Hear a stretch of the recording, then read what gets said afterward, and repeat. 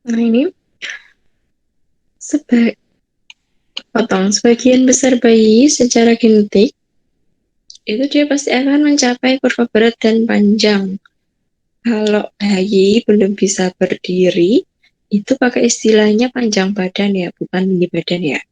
Ingat ya, PSG ya. Kalau tinggi badan itu biasanya ketika bayi sudah di atas 2 tahun, dia sudah bisa berdiri tegak. Enggak apa geser-geser gitu. Kalau dia belum bisa berdiri tegak, pakainya istilahnya adalah panjang badan. Nah, sepanjang periode pertumbuhan, itu bayi itu pesat banget deh. Di usia 3 bulan, 6 bulan itu tambah berat badannya dan panjang badannya cepat. Makanya bayi itu cepat tinggi, cepat panjang kan dari usia dibanding usia 0 bulan sampai 1 tahun nanti paling cepat cepat sekali nambahnya. Begitu juga berat badannya, terutama di bulan pertama, Dek. Jadi bulan pertama bayi lahir, itu nambahnya 1 bulan itu bisa nyampe 1 kilo. Bayangkan. Nah, nanti di bulan kedua, ketiga, dan seterusnya tetap bisa nambah, tapi biasanya mulai sedikit berkurang, berkurang, berkurang, berkurang. Nah, kalau sudah 1 tahun ke atas, mentok nambahnya paling cuma 4 kilo, jadi 0,25 kilo per bulan. Jadi memang paling besar di bulan-bulan pertama kehidupan itu. Kelahiran maksud saya, bulan-bulan pertama kelahiran. Kemudian panjang badan juga di tahun pertama, bayi itu bisa menambah sampai 25 cm. Jadi kalau lahir dia 50, usia 1 tahun sudah 75 cm. Cepat banget ya. Itu. Kemudian, nah, tapi di sini ini ada istilah catch up growth. Catch up growth itu apa? Mungkin ada pada kasus tertentu bayi yang tumbuh kembangnya tidak sepesat sesuai normalnya. Jadi di bawah normal gitu, di bawah rata-rata. Nah, ketika ada bayi yang pertumbuhannya di bawah rata-rata sampai usia 1 tahun, nah itu dia si bayi itu harus kejar tumbuh, harus mengejar keterbelakangan pertumbuhannya, kekurangan pertumbuhannya, gitu. Ya, dia harus PR ada kejar tumbuh, misalnya bayi apa yang dia pertumbuhannya kurang, berat badannya kurang, naiknya tiap bulan nggak nyampe 1 kilo, misal di bulan pertama lah. Berikutnya dia harus kejar tumbuh, mengejar ketertinggalannya. Dia main berapa, utang berapa itu harus dilakukan catch up growth atau kejar tumbuh. Tampangannya gitu ya. Kemudian karena apa? Kalau misalnya tidak bisa mencapai pertumbuhannya sampai bulan ke-13, maka dia itu istilahnya adalah leg down growth gitu. Ya, apa ya? Maaf kayak gagal tumbuh gitu loh. Gitu. Jadi ya harus dioptimalkan untuk kejar tumbuhnya gitu, catch up growth-nya. Ya, next.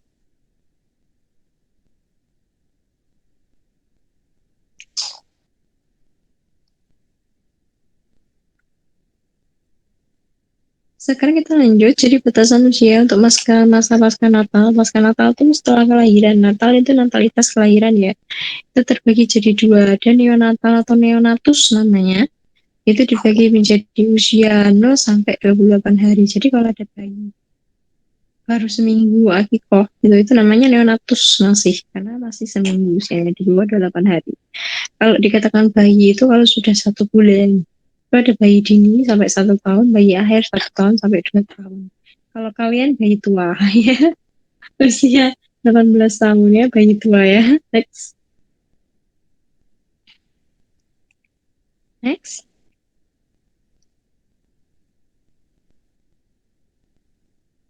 Nah, sekarang kita bahas mengenai masa neonatal. Tadi neonatal itu apa? Usia sampai 28 hari ya, maksimal ya. Di situ dia mulai beradaptasi dengan lingkungan. Bayi itu kan waktu di kandungan dia hanya bermain-main dengan lingkungan rahim ya.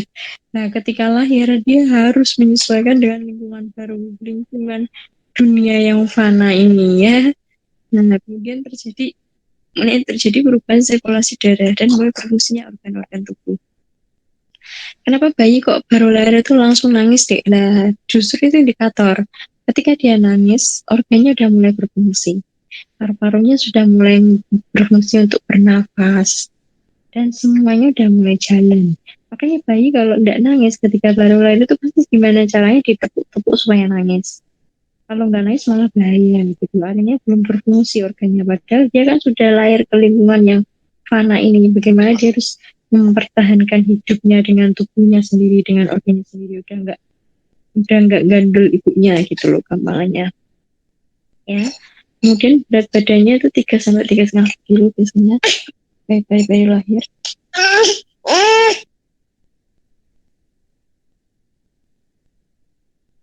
Kemudian ini bukan tinggi badan ya, tapi panjang badan itu kurang lebih 50 cm, berat otak itu 350 gram, nggak ada setengah kilo ya. Nah, biasanya dari kelahiran sampai 10 hari, itu pasti ada fase terjadi penurunan berat badan bayi. Tapi itu wajar. Jadi kalau kalian jadi mamam, ibu baru, ibu muda gitu, kalau lahir berat badan kalian bayinya 3 kilo di awal, terus di hari kedua, ketiga, kok turun gitu, turunnya kok jadi berapa 2,8 gitu, apa karena asistennya kurang ya, mampet ya, udahlah kasih support, jangan kayak gitu dek. Jadi turun itu wajar, turun wajar sampai 10 hari pertama itu berat bayi pasti wajar turun, asal nggak lebih dari 10%. Jadi kalau dari 3 kilo turun jadi 28, 2,8, ya itu apa wajar. Bukan karena masalah asinya yang masih belum keluar banyak. Kan kemarin sudah dibahas bahwa ASI itu memang perlahan keluarnya. Kalau semakin sering bayi disusui, semakin sering bayi meminta, pasti kita produksinya akan semakin bertambah banyak. Gitu loh. Dan apa namanya, kalau berat bayi lahir tadi turun, yaitu hal yang wajar secara fisiologis, semua bayi pasti itu terjadi. Kenapa? Coba kalau orang Jawa itu ada yang bilang bayi baru lahir itu badannya kayak bengkak semua gitu loh, mukanya kayak sembab, apa ya, sembab gitu loh, bengkak gitu kayak gede-gede semua gitu lah, kalian kalau lihat foto. Dan nanti pas di hari pertama kedua mukanya sudah mulai terbentuk, nggak bengkak gitu, sudah mulai kenceng. Nah makanya itu memang terjadi penurunan berat badan, jadi nggak usah takut, nggak usah khawatir. Hanya memang biasanya mungkin ibu baru tuh bingung, nangisan kayak gitu ya. Kalau udah tahu ilmunya tenang. Next. Yang penting tetap disusuin terus aja biar asinya keluar dan tambah lancar. Nah, kemudian kita masuk masa bayi usia 1 sampai 12 bulan. Nah, ini tumbuh kembang pesat banget, Dik. Jadi makanya ini adalah dikatakan periode emas, golden age. Yang itu tidak akan terulang. Makanya ada ibu yang sampai dia tuh nggak mau kerja, dibela-belain resign itu karena eman-eman. Di masa ini tumbuh kembangnya pesat banget. Nah, kita coba lihat pertumbuhannya. Usia 5 bulan, bibinya tuh udah nyampe 2 kali berat badan lahir. Jadi kalau lahir 3 kilo, 5 bulan sudah 6 kilo. Cepet banget ya. Kalian juga nggak mau kalah dong, nggak mau kalah. Apalagi anak kos. Wah, ya kalau nugas semakin banyak tugas, semakin banyak cemilan. Nah, itu 1 bulan 1 kilo, 5 bulan 5 kilo. Wah, ngelebihin sih berat badan bayi tadi ya. Nggak mau kalah kalau bicara soal berat badan. Ya, dengan bayi. Tapi kalau tinggi badan, wah, mampet kalian ya, kalah jauh sama bayi. Ini kita lihat, kalau usia 1 tahun gimana? Dia nyampe 3 kali berat badan lahir, jadi 1 tahun dia sudah nyampe 9 kilo, kalau lahirnya 3 kilo ya. Kemudian kita lihat pertambahan berat badannya rata-rata itu di triwulan 1, 2, 3, 4. Triwulan pertama, nah ini lihat, dia bisa nambah sampai 1 kilo loh per bulan. Banyak banget kan? Terus triwulan kedua dia memang nggak keturun. Triwulan berarti kan 3 bulan ya. Triwulan kedua dia turun paling sekitar 600 gram. Triwulan 3 turun lagi paling sekitar 450 gram. Triwulan keempat paling sekitar hanya 1/4 kilo, 250 gram. Jadi memang semakin lama semakin sedikit turunannya. Turunan berat badannya nak ya. Apalagi kalau sudah 1 tahun sudah mulai ada bayi mogok makan, GTM, gerakan tutup mulut. Nah, sudahlah semakin dia kelihatan langsing. Kemudian ini usia 1 tahun, bagaimana dengan panjang badan? Panjang badan bisa nyampe 1,5 kali lipat dari panjang badan ketika lahir. Jadi saya contohkan misal tadi lahirnya 50 cm, 1 tahun dia sudah nyampe 75 cm. Naik 25 cm, cepet banget. Dalam 1 tahun. Nah kalian 1 tahun, wah plus minus ya, kadang naik kadang turun gitu. Lihat sepatunya, harus sepatu high heel naik, kalau enggak turun gitu ya. Kemudian lingkar kepala di 6 bulan pertama mencapai 50% naiknya. Jadi kalau pas baru lahir, bayi itu kepalanya trepes, datar, gitu ya, jidatnya, jidat jidatnya masih bagus gitu, datar gitu ya. Nah, 6 bulan pertama. Nah, nanti kalau udah 6 bulan, wah, udah mulai kayak jenong gitu loh. Kalian amati aja.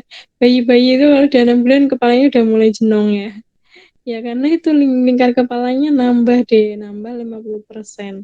Yang mana lingkar kepala ini ada kaitannya dengan volume otak. Gitu.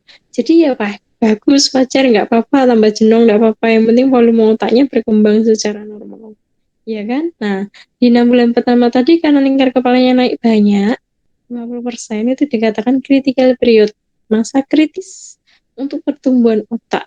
Ya, karena maturasi sel otak berlangsung ya tadi dengan ditunjukkan dengan lingkar kepala semakin semakin melingkar, semakin membesar, dan itu artinya berarti berkaitan dengan volume otak yang dimana di dalamnya sel-sel otak itu masih terjadi proses maturasi sel, pematangan sel gitu. Makanya dia benar-benar masa kritis itu. Next. Ini masa bayi 1 sampai 2 tahun. Nah, kalau udah nyampe 1 tahun, pertumbuhannya tuh lumayan melambat. Tadi saya contohkan berat badannya 1 tahun ke atas dia paling nambah berapa? Paling 1/4 kilo. Ya kan? Udah mulai sedikit begitu loh, nggak banyak seperti yang bulan pertama tadi sampai sekilo gitu. Nah, terus pertambahan panjang badan juga, Dek. Paling dia hanya separuhnya aja dalam 1 tahun. Kalau tadi kan 1 tahun dia bisa 25 sentian ya. 1,5 kali lipat ya, 25 sentian gitu. Nah, kalau di 1 tahun ke atas, paling dia separuhnya, paling sekitar 12 senti dalam 1 tahun, jadi nggak banyak. Apalagi usia kalian, nah udah mampet ya, nggak naik lagi gitu. Tapi, jadi ini usia 1 tahun ke atas tetap tumbuh maksudnya, tetap tumbuh fisiknya, tapi lebih lambat. Maksudnya tidak sepesat yang di tahun pertama tadi sebelum 0 sampai 1 tahun tadi tidak sepesat itu. Tapi tetap tumbuh ya. Nah, di sisi lain pas udah 1 tahun itu gantian perkembangannya motorik itu yang gantian cepat. Dia tiba-tiba bisa cepet jalan, cepet lari, cepet bisa salaman, bisa apa ya, ya pokoknya motoriknya udah gantian yang cepet gitu loh, udah bisa bicara kayak gitu-gitu. Ya. Nah, di masa 1 tahun sampai 2 tahun ini biasanya terjadi penurunan nafsu makan. Jadi bayi kelihatan langsing dan berotot ya. Karena tadi nafsu makannya udah mulai berkurang. Paling GTM, gerakan untuk mulut. Apalagi kalau udah tambah gigi, tumbuh gigi itu udah susah. Harus disuapin pakai ini tangan ibunya. Pakai tangan. Kalau pakai sendok takutnya kena ya sakit. Nah ini kalau kalian sakit gigi kayak gimana? Pasti nggak nafsu makan kan? Begitu juga dengan bayi ya. Nah ini pertambahan baby paling hanya setengah kilo per bulan. Next. Next, nak. Kita agak cepet dikit ya, karena ini mau masuk kuliah nanti kalian. Nah, ini pedoman BB ya, tapi ini referensinya lama ya. Jadi kalau misalnya berat badan lahir sekitar 3,25 kilo, lalu kalian mencari berat badan ideal, ya, untuk bayi usia 3 sampai 12 bulan itu tinggal dimasukkan. Umur bulan tambah 9 bagi 2. Kalau misalnya umurnya 5 bulan, berarti 5 plus 9 bagi 2. Berarti 14 plus bagi 2, 7 kilo. 5 bulan. Kalau umurnya udah 1 sampai 6 tahun, udah tinggal pakai rumus yang bawah. Umur kali 2 plus 8. Misal usia 3 tahun, berarti 3 kali 2, 6 plus 8. Berapa? 14 kilo. Gitu ya. Next. Kebutuhan energi. Nah, ini kalau pada anak-anak itu lebih bagusnya pakai iom aja ya. Karena iom itu lengkap rumusnya dari ada anak-anak, remaja, bayi pun ada. Ini pakai iom sesuaikan dengan usia bulan. Oke ya. Clear, protein bisa pakai gram, kilogram berat badan per hari atau pakai persentase boleh. Tapi sebenarnya pakai gram aja enggak apa-apa ini ya, sesuaikan dengan ini usianya. Ya, masuk yang mana? Kali dengan berat badan kali hari. Kalau berat badannya bingung gimana, ibunya nggak pernah nimbang ke posyandu misal. Udah tau pakai berat badan ideal tadi ada rempong amat gitu. Ya, sama dengan kasus dewasa. Kalau nggak usah, kalau bingung pakai berat badan aktual langsung aja lari ke berat badan ideal nggak apa-apa. Ya, next. Ini karbohidrat. Ini karbohidrat. Kalau misalnya pakai persentase kan di sini karbohidrat nggak ada gram per kilogram berapa dan protein tadi ada. Nah, kalau karbohidrat gimana? Ya udah dari rumus IOM itu di breakdown. Kalian mengambil 30 sampai 60%. misalnya makan 60% juga nggak apa-apa gitu ya. Kemudian lemak, nah ini lemak di bawah 1 tahun minimal 30 gram per hari. Kalian pakai persentase boleh ya, minimal 30. Karena apa? Kalau lemak itu justru kalau untuk orang dewasa kan ditakutin ya, dihindarin kan. Kalau anak kecil jangan, bagus dikasih aja karena lemak itu untuk kecerdasan dia, apalagi kolesterol. Musuhnya orang dewasa tapi dia teman baiknya anak kecil, kolesterol itu. Jadi bagus untuk kecerdasan otak. Ya, jadi kalau kalian makan telur ya, nanti kalau udah usia 50 tahun, kalian makan putih telurnya aja, kuningnya kasih cucunya kalian, ya. Oke, kemudian ini ASI juga dia tinggi lemak ya. Lemaknya apalagi mengandung linolet dan linolenat. AA, DHA yang sering diiklankan di susu-susu formula itu. Di ASI juga ada, tenang aja. Ya, gratis lagi. Kemudian ini air, kebutuhan cairan maksudnya pada bayi. Boleh nggak? Kalau 0 sampai 6 bulan nggak boleh loh ya dikasih ASI air putih itu nggak boleh. Kenapa? Lah, air putih itu kamu jamin sterilnya dari mana? Benar-benar steril nggak air putihnya? Jangan-jangan yang beli 3.000 itu nggak jelas dari mana airnya. Terus kemudian, mohon maaf nih, terus kemudian eh, apa namanya, kemasan gelasnya atau tempatnya. Kamu harus pastikan benar-benar bahwa dia steril, kan rempong. Lebih baik kasih ASI aja. Gampang, instan, praktis, murah, meriah, dan bagus, sehat ya. Itu. Nah, jadi kalau air boleh diberikan pas kapan ya sudah 6 bulan itu sudah makan boleh dikasih. Tapi tidak banyak ya, karena takutnya apa? Kalau dikasih air terlalu banyak, berlebih. Bayinya itu nanti malah lebih cenderung jadi malas sama minum susu. Jadi bayi itu nggak tahu kenapa. Kalau dikasih air putih seneng banget. Anak saya tuh gitu, dia lebih milih air putih ya kalau misalnya dibanding susu, kalau tahu. Karena mungkin menurut dia itu air putih itu seger gitu kali ya. Jadi suka. Kalau kebanyakan kasihan nanti asupannya kurang yang lain ya. Jadi ada batasannya ini kalau tergantung berat badan dia, tinggal dihitung. Next. Ini pengaturan makan untuk bayi ya. Nah, meskipun kalian belum punya bayi, bolehlah praktek keponakan sendiri ya. Jadi pengaturan makan penting untuk bayi supaya zat gizinya cukup untuk pemulihan, pemeliharaan, pertumbuhan dan perkembangan dia ya. Kemudian mendidik kebiasaan makan yang baik. Jadi sebelum jadi orang tua kalian harus belajar memperbaiki diri, itu betul sekali. Tidak hanya memperbaiki diri terkait perilaku, akhlak gitu, tapi termasuk juga kebiasaan makan karena dia akan meniru apa yang kalian makan. Apalagi anak itu melian tuh keinginan kalian makan apa pasti dia kan mangap-mangap minta. Jadi hati-hati ya. Next. Next. Ya ini, makanan bayi usia 0 bulan. Nah ini wajib asa eksklusif ya dek ya. Tak, saya doakan kalian semua lolos nanti asa eksklusif ya, bagi para perempuan-perempuan 3C dan 3B, termasuk istrinya dari para laki-laki 3B dan 3C lolos asa eksklusif semua. Amin. Ya, ini anjuran WHO ya. Jadi asa eksklusif itu sampai usia 6 bulan. Sebelum mencapai usia itu kalau bisa jangan kenalkan dulu susu botol atau support, termasuk dot dot empeng itu jangan dulu deh, karena nanti bayi takutnya malah jadi bingung puting. Nah, kalau dot empeng itu kan gampang, dipencet sedikit langsung keluar banyak, tergantung lubangnya. Semakin besar lubang, semakin deras sukor yang keluar ya kan. Termasuk juga empeng, kalau dikasih empeng nanti dia malah jadi malas nyusu. Karena bingung puting tadi, mending pakai puting aja nggak rempong gitu, nggak capek gitu. Jangan dulu. Kelebihan ASI nih dibanding sukor, ASI lebih banyak whey dan banding kasein. Jadi whey dan kasein ini sama-sama jenis protein. Tapi yang whey ini lebih mudah dicerna proteinnya daripada jenis protein kasein. Nah, karena ASI lebih banyak whey-nya, berarti kesimpulannya apa? ASI lebih mudah dicerna daripada sukor. Makanya kalau kalian lihat bayi yang dapat ASI dengan sukor, itu nanti lihat aja pupnya dia mati. Beda. Kalau yang bayi dapat ASI itu pupnya jerat-jerat gitu. Gampang sekali dan benar-benar encer. Karena dia memang makannya hanya ASI eksklusif cair kan. Jadi jerat-jerat dan encer, gampang. Berat gitu. Tapi kalau yang dapatnya support karena W-nya lebih sedikit ya persentasenya dibanding ASI, di mana W-nya tadi kan malah W yang lebih mudah dicerna. Biasanya kalau bayi dapat support itu bebelen dek, bebelen itu apa? Pokoknya susah gitu, ngeden-ngeden gitu loh, susah gitu dan cenderung teksturnya agak keras, lebih keras itu bedanya. Nah, ini whey mudah dicerna ya. Nah, kemudian di ASI selain dia mengandung protein yang mudah dicerna tadi yang whey-nya lebih banyak kandungannya, di ASI juga ada lemak dan juga enzim pemecah lemak namanya lipase. Yang itu bisa membantu untuk supaya metabolismenya lemak lebih mudah. Kan lemak tadi bagus untuk kecerdasan. Next.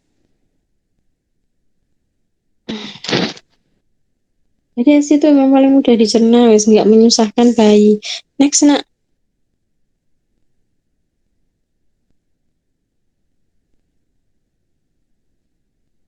Nah, kemudian susui bayi segera 30 menit setelah lahir. Langsung IMD ya, maksimal 1 jam. Asi yang pertama kali keluar 1 sampai 2 hari, kemarin pun ini namanya kolostrum. Kayak kemarin udah. Yang pas ASI ya, kolostrum itu yang pertama kali keluar itu. Warnanya memang agak kuning keruh. Baunya biasanya amis, tapi jangan menganggap itu kotor. Risih terus dibuang. Justru itu bagus untuk imunnya bayi. Ya, harus dikasih. Yang bilang itu biasanya orang-orang dulu yang belum paham. Gitu ya, kasihkan aja. Kemudian berikan ASI dari kedua payudara kiri kanan gantian sampai kerasa kosong. Kalau kosong nanti kan dia akan produksi lagi. Oh habis, stok habis, saya produksi lagi. Senang pabriknya. Ya, kemudian berikan ASI setiap kali minta tenangin selama jadwal. Ini hingga 10 kali sehari. Masuk malam hari ya. Ini malam hari memang musuh terbesar yaitu ngantuk ya. Kemudian pemberian ASI bisa diteruskan sampai 2 tahun sampai dicapai ya. Next.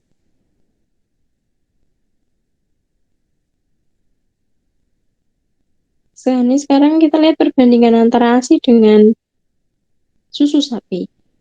Kalian lihat protein. Protein kalian lihat. Ini dia di ASI itu dia proteinnya lebih banyak yang jenisnya apa? Whey atau ini lihat. Whey 60%, KCI 40%. Lebih banyak whey. Dimana whey tadi lebih mudah dicerna. Kalau pada susu sapi, whey-nya hanya 20%, Dek. 80%-nya kasein coba. Padahal whey tadi yang mudah dicerna, kasein yang sulit. Jadi apa? Makanya susu formula atau susu sapi itu lebih mudah, lebih sulit dicerna bayi. Kasihan gitu. Kemudian laktos, laktos ini di ASI juga nggak kalah, dia 42%. Susu sapi malah hanya 30. Kemudian lipid sama 50-50 ya. Next, nah, tidak ada yang menandingi memang ya, memang yang terbaik ya asinya ibunya, bukan asinya sapi ya kan. Ibunya makannya aja beraneka ragam. Sapi makannya rumput gampangnya. Ya, kemudian pengganti susu ibu atau susu formula itu adalah yang bisa diberikan secara tunggal ya sampai usia 4 sampai 6 bulan. Tapi ini ya, PASI itu atau istilahnya PASI pengganti susu itu boleh diberikan. Support tuh boleh sebenarnya.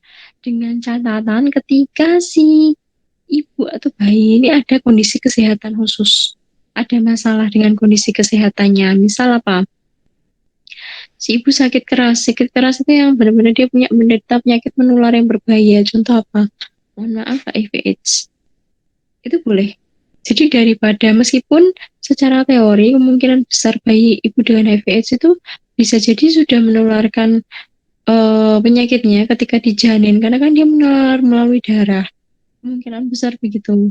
Nah, pun kalau misalnya bayinya pas lahir ternyata belum terinfeksi, nah untuk menyelamatkan, jadi karena risikonya lebih besar ya ketika menyusui, risiko menularkannya lebih besar ketika si ibunya memaksa menyusui, jadi sebaiknya pilihnya dua.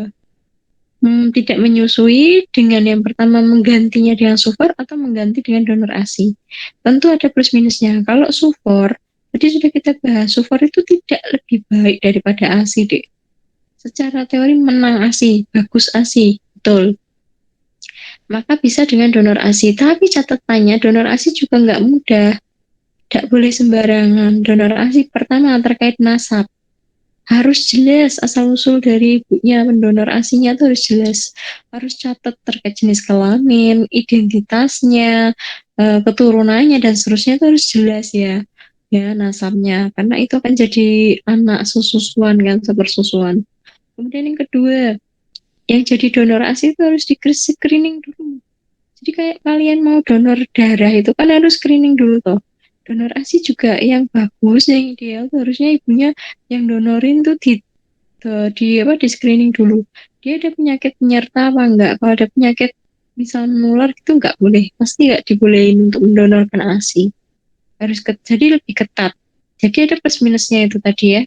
Kalau sumur mungkin tinggal beli gampang gitu, tapi donasi kan harus mencari terkait yang nasabnya aman, kemudian identitas ibunya jelas, terus apa namanya, tadi apa tuh namanya tuh, apa, status kesehatan ibunya dia juga harus ada screeningnya kayak gitu, ya, gitu.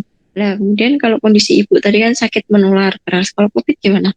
Kalau ibu COVID masih bisa sih menyusui dengan catatan jaga protokol kesehatan.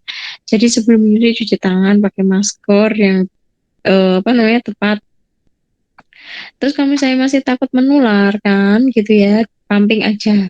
Tapi pumping nanti alatnya harus disterilkan gitu. Jadi memang gampang-gampang susah, tapi tetap memberikan ASI nggak apa-apa ya. Itu kemudian belum ada penelitian yang menyatakan bahwa ASI itu COVID itu bisa menular melalui ASI gitu loh. Jadi belum ada. Tetap diberikan nggak apa-apa, manfaatnya lebih besar. Kemudian bila produk ASI nggak cukup, nah ini hati-hati. Kalau hasilnya nggak cukup kerja boleh nggak pakai ASI. Sebaiknya jangan dulu lah kan nggak cukup itu kan bisa diupayakan untuk jadi cukup, ya kan? Nah kemarin sudah kita belajar tipsnya. Yang penting adalah hormonal prolaktin oksitosin karena dia diproduksi oleh kelenjar hipofisis. Jadi di otaknya mindsetnya harus mantap, yakin bisa dan harus bahagia kata kuncinya, kemudian dirangsang dengan isapan bayi. Udah, itu dicoba dulu, nggak ada bilang yang nggak cukup. Kan malah lihat ASI yang ibunya melimpah ruah itu loh, sampai di freezer, di apa namanya, freezer lebih-lebih lah, itu aja bisa kan terbukti gitu. Jadi nggak ada kata-kata nggak cukup kalau belum dicoba. Mungkin memang ibunya jarang menyusui aja, jadi isapan bayinya nggak maksimal, makanya ASI yang keluar juga nggak maksimal. Itu dicoba aja. Kalau ibu bekerja gimana? Jangan pakai langsung pakai apa sih, jangan menyerah. Pakai pompa asip, pastinya dipompa ya. Next, next nak, ya harus diberikan pasi. Jadi ini statement yang ketiga, saya sambil ngantuk itu kayaknya ya. Jadi jangan pakai pasi dulu. Kalau nggak cukup, malah nggak cukup kita ikhtiar harus dengan cukup ya. Supaya jadi cukup. Next,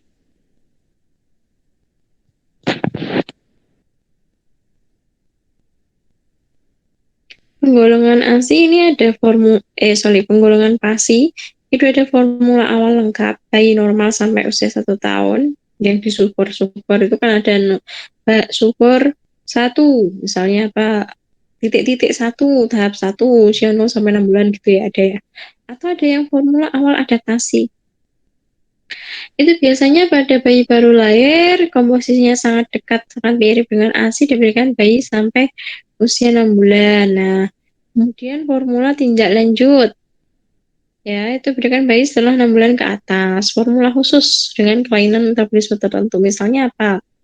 Bayi intoleran laktosa, bayinya nggak bisa mencerna laktosa. Padahal laktosa itu pada ada di ASI lah. Dan kalau kayak gini berarti sudah kepepet daripada bayi alergi terus dikasih ASI. Karena dia nggak bisa mencerna laktosa yang ada di ASI, akhirnya ya sudah nggak usah diberikan ASI. Ganti susu formula khusus yang bebas laktosa. Ya, next.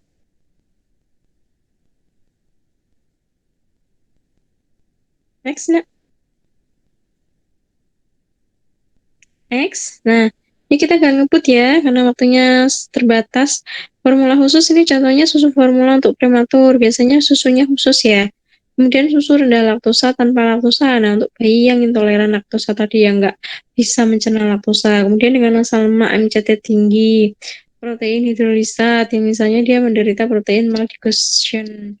Maldiction. Kemudian kacang kedelai, misalnya alergi terhadap susu sapi ya. Ada formula-formula susu khusus gitu. Next, biasanya ini kemasannya ada keterangannya nanti. Nah ini kekurangan susu botol tadi bisa jadi infeksi kalau nggak bersih, ya kan? Kemudian yang disimpan di lemari pendingin yang tidak disimpan itu nggak bisa dipakai lagi, masanya lebih pendek. Kemudian bisa jadi wahana pengembangan bakteri penyebab diare lah ini kalau makanya sufor itu kan dia ada tulisannya nggak boleh lebih dari 2 jam. Kalau udah lebih dari 2 jam dibuang meskipun sisa banyak. Karena itu akan berpotensi dia akan menjadi bahan apa namanya tempat perkembangan bakteri yang itu bisa bikin diare. Kemudian biasanya bayi yang dapat APASI atau sulfur itu lebih pasif. Jadi nyusu terus udah kalau udah kasih botol langsung tidur sambil nyusu gitu. Biasanya obes nanti. Apalagi sambil nonton YouTube ya. Next, next nak, next nak, sin, next sin. Sudah, Ibu. Oh, ya nih. Cara pemberian bila bayi harus konsumsi sufor. Yang pertama, ini kalau benar-benar kepepet ya tadi ya, boleh ketika ada kondisi medis baik bagi ibu maupun bayi. Nah, kemudian yang pertama ceknya adalah gimana? Tanda susu formula cocok anak-anak nggak kembung, nggak muntah, nggak diare. Berikan sufor sesuai anjuran, jangan terlalu berlebih, jangan terlalu kurang.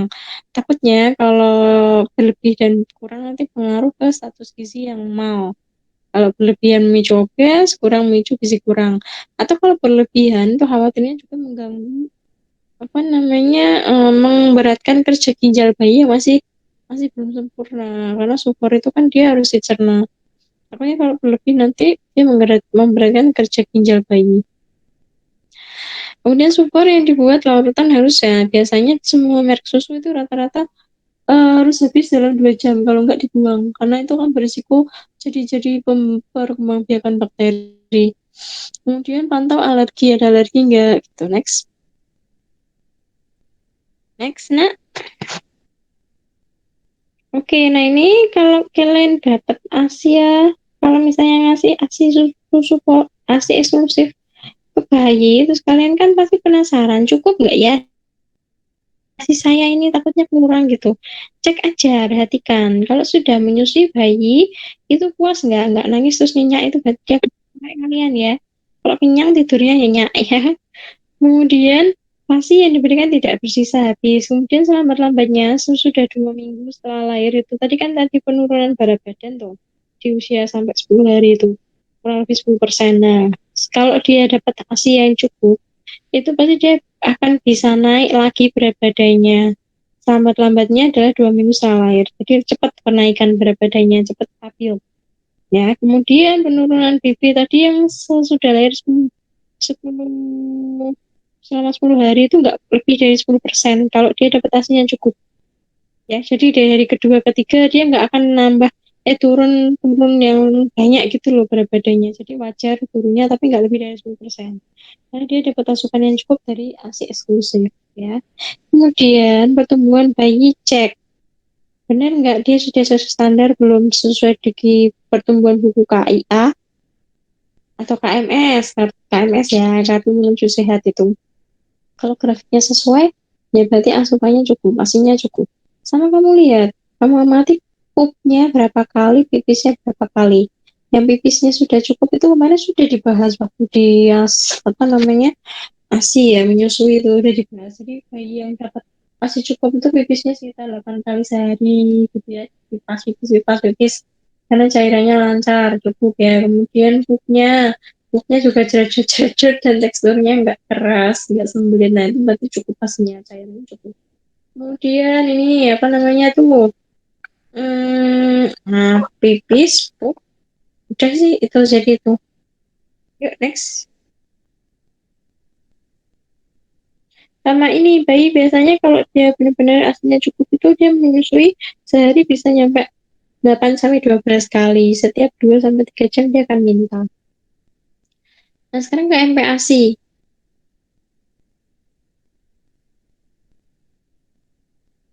Sekarang ke MPASI. MPASI itu adalah makanan pendamping ASI. Kenapa kok diberikan setelah bayi 6 bulan ke atas? Karena kalau 6 bulan ke atas bayi hanya dapat ASI saja udah nggak cukup, Dek. Kan bayi semakin bulan itu semakin tambah kebutuhan energinya kan. Nah, padahal ASI itu semakin lama juga kandungan kualitas dan kuantitasnya juga semakin menurun begitu. Bahkan ada yang mungkin sudah sampai berhenti begitu ya, jadi memang menurun. Tergantung ibunya sih ya, mal ibadah. Tergantung semakin sering dia menyusui bayinya. Nah, kalau udah dapat 6 bulan ke atas, memang idealnya bayi itu dapat tambahan lain, ya dari MPASI. Ya. MPASI itu adalah peralihan sebelum si bayi dapat makanan keluarga, karena makanan keluarga tadi kan usia 1 tahun. Kalau MPASI adalah 6 bulan. Jika MPASI dulu baru makanan keluarga. Nah, usia 6 bulan, kenapa kok diberikan 6 bulan? Selain tadi ASINya udah mulai nggak cukup, kalau hanya ASI saja selama 6 bulan, pas udah 6 bulan ke atas, di sisi lain, pada usia 6 bulan, bayi itu udah mulai aktif gerakan oromotornya. Oromotor itu oral motor, motorik di mulut, oral. Misalnya mengunyah, gerakan lidah, melet-melet gitu ya. Rongga mulut sudah terbentuk dengan sempurna, sehingga sudah mulai siap untuk dikenalkan makanan pendamping ASI. Bayangkan bayi baru lahir, dia hanya baru kemampuannya baru menghisap ASI, menelan ASI, udah dikasih pisang ya, tuh. Ya kasihan toh, mulutnya belum bisa banyak mengunyah dan menggerakkan melet-melet kan. Next, udah mau selesai ya ini ya. Jadi MPHC harus bertahap intinya teksturnya ya dek. Ya, apa namanya, ini tadi kalau 6 bulan misalnya ASINya udah terbatas, boleh ditambah super boleh. Ya, tapi jangan, intinya kalau udah 6 bulan itu bayi harus dibinyain makannya, bukan minumnya. Ya, minum hanya sebagai pendamping ya. Next. Ini saya jelaskan sekilas saja ya, nanti baca sendiri ya. Tujuan MPASI adalah memberikan zat gizi yang tidak ada pada ASI. Kemudian mengembangkan kemampuan bayi dengan berbagai rasa dan tekstur ya, dan ASI aja. Kemudian mengembangkan kemampuan bayi mengunyah menelan. Kemudian tinggi energi, karena tadi bayi pertumbuhan kebutuhan energinya semakin meningkat. Next. Ini syarat MPASI, jadi ada cukup gizi, mudah dicerna, tidak besar volumenya, jangan terlalu banyak. Perhatikan perilaku dan kemampuan dalam menerima makanan, ya terkait tadi tekstur makanannya, tidak alergi, menimbulkan alergi, hindari bumbu yang merangsang, contohnya apa, pedas. Jangan ya, hindari MSG kan apa, natriumnya tinggi, kasihan nanti takutnya memperberat kerja ginjal. Next. Nah, ini cara menyiapkan MPASI ya. Contohnya pokoknya intinya pilih bahan makanan yang berkualitasnya bagus, bisa dalam bentuk bubur atau puree atau jus. Ya, peralatan makan jangan lupa dicek sterilisasinya, hygiene-nya ya. Next, kemudian jangan lupa kalau untuk kayak yang hewani benar-benar pastikan matang ya. Telur, ati itu pastikan benar-benar matang dia. Next, next, next nak. Ini juga pemberiannya hati-hati, terus jangan langsung banyak. Sedikit-sedikit dulu pengenalan, terus kemudian bentuknya encer dulu. Sesuai dengan bentuk ASI yang masih encer, jadi dia tidak kaget. Langsung kamu kasih nasi, kaget. Jadi bentuknya encer dulu ya, langsung menuju nanti agak kental, agak kental, agak kental. Ya, kemudian pemberian makanan baru itu bertahap dan perlahan, Dek. Jadi jangan langsung dikenalin dulu cepet-cepetan gitu, apalagi cepet-cepetan. Misalnya apa? Karena kita mau tahu alergi, misalnya kayak terutama bahan yang telur gitu ya. Coba kasih telur sendiri tunggal untuk tahu dia alergi nggak kayak gitu, ya.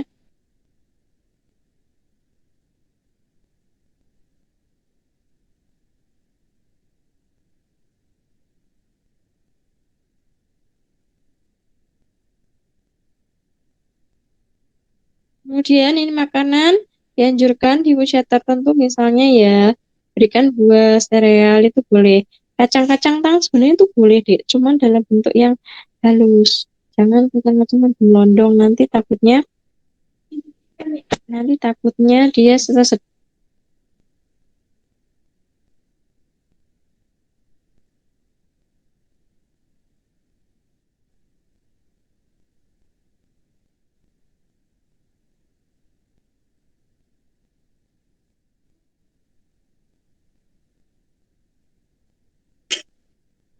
Kemudian ini daging kuning telur itu boleh deh. Ini ada beberapa revisi yang terbaru.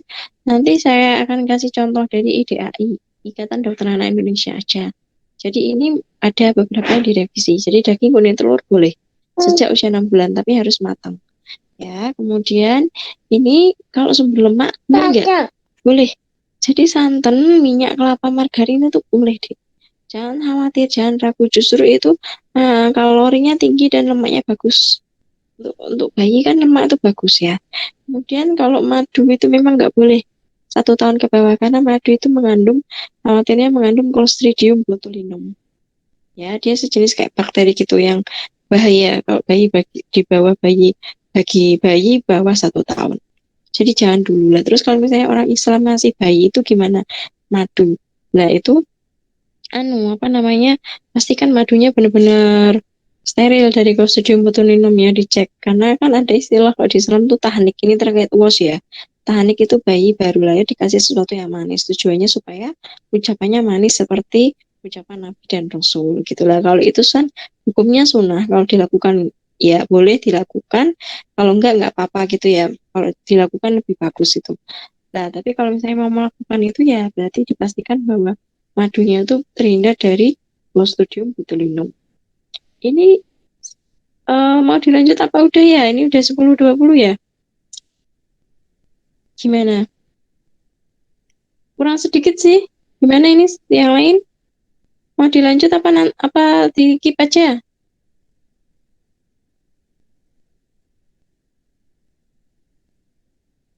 Halo? Apa sudah hilang semua nih orangnya? Mungkin dilanjut sebentar aja. Oh, dia sebentar, nggak apa-apa. Oke. Kemudian kita lanjut, nak, yang ke bawah. Next. Nah, ini untuk usia 0 sampai 6 bulan ya, itu ASI terus ya sampai 2 tahun kuning semua. Kemudian teksturnya ini 0 sampai 6 bulan kok nggak ada makanannya ya kan ASI eksklusif. Jadi jangan makan dulu. Nah, 6 sampai 8 bulan baru boleh dapat makan. Ini teksturnya lumat halus, lumat, lunak dan padat. Next. Ini contohnya, kalian lihat 6 sampai 7 bulan dia masih dapat ASI banyak ya, 5 kali itu ya. Makanya baru 2 kali aja ya, kurang lebih. 7 bulan sampai 8 bulan asinya dikurangi. Ya, asinya dikurangi secara perlahan supaya apa? Asupan makannya meningkat.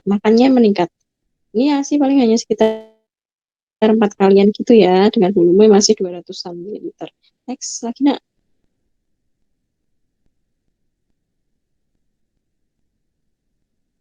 Kayaknya nih kepotong lagi yang slide 29 dulu aja. 29, 29. Nah, ini kepotong 9 sampai 10 bulan, ini asinya udah mulai nurun, sekitar 3-4 kali aja, 3 kalian. Ya, makanya nambah dia jadi 3 kali, bubur sekali, makan nanti 2 kali ya. 10 sampai 12 bulan juga asinya paling hanya 3 kalian, tapi makannya udah nambah lagi. Ya, dan makan selingan ditambah 1 sampai 2 kali. Jadi memang frekuensi makan harus lebih banyak daripada minumnya, baik ASI atau sufor kalau udah semakin bertambah usianya. Ya, slide 28, nak. 28, oke. Nah, ini ada beberapa bahan makan yang dianjurkan dan tidak dianjurkan. Yang tidak dianjurkan ini ada beberapa yang direvisi ya, jadi tidak yang di sini ya. Kayak protein hewani itu boleh usia 6 bulan sudah boleh dengan catatan ya yang kalau bisa cari yang filet-filet, yang jangan yang berduri ya. Terus kemudian jeroan boleh. Kemudian berlemak sama ini telur boleh nggak?